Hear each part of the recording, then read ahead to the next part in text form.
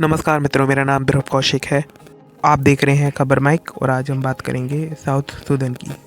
एक बहुत ही गरीब देश जो जिसकी आबादी लगभग जीडीपी पर कैपिटा इनकम लगभग $716 है। This is due to the years of civil conflict, oil dependency और फूड इनसिक्योरिटी के कारण।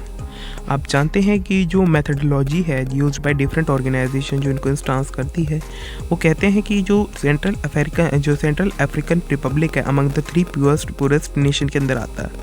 साउथ सूडान, बुरुंडी और सेंट्रल अफ्रीकन रिपब्लिक, यमन और Mozambique, Malawi, democratic Republic of Congo and Somalia, Liberia, Madagascar. अब बात करते हैं कि आखिर ये जो नेशंस है ये गरीब क्यों रह गए।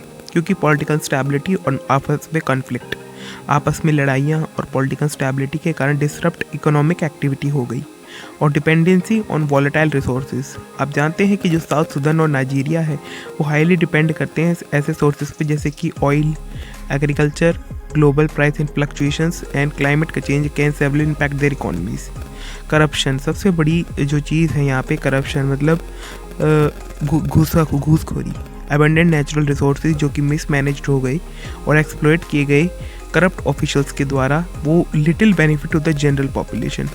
सबसे बड़ी चीज़ यहाँ पे ये है कि लिमिटेड इंफ्रास्ट्रक्चर है, lack of access basic services like education, health care, reliable electricity, further intensity poverty.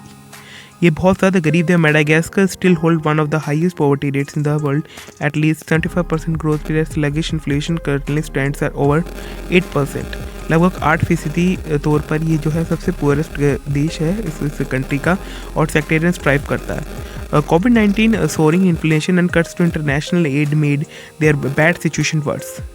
ये वर्ल्ड जो है सफ़र कर रहा है, has enough wealth and resources to guarantee decent standard of living for the humanity. लेकिन आज भी यहाँ पर कुछ ऐसे लोग हैं, जनजाति ऐसे लोग हैं जो अफगानिस्तान, साइरिया और आर्टिका से stand year of political stability के कारण, जो सालों से युद्ध चल रहे हैं आपस में, जो लड़ाइयाँ हो रही हैं उनके कारण जो इकोनॉमिक फिगर्स है वो नहीं कर पाए, मतलब बेसिकली फाइनेंशियल स्टैंड अप नहीं हो पाए। और इस कारण से जो वहाँ की जो आज की तारीख में आबादी जो है वो आज भी इन सब से पीड़ित है। और ये ये बहुत ही ज़्यादा क्रूशल पॉइंट है कि वहाँ की जो करप्ट गवर्नमेंट है तो वो एक रिच नेशन को और पुअर नेशन में तब्दील कर दिया गया।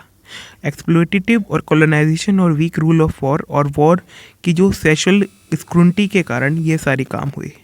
हमारा चैनल सब्सक्राइब करें।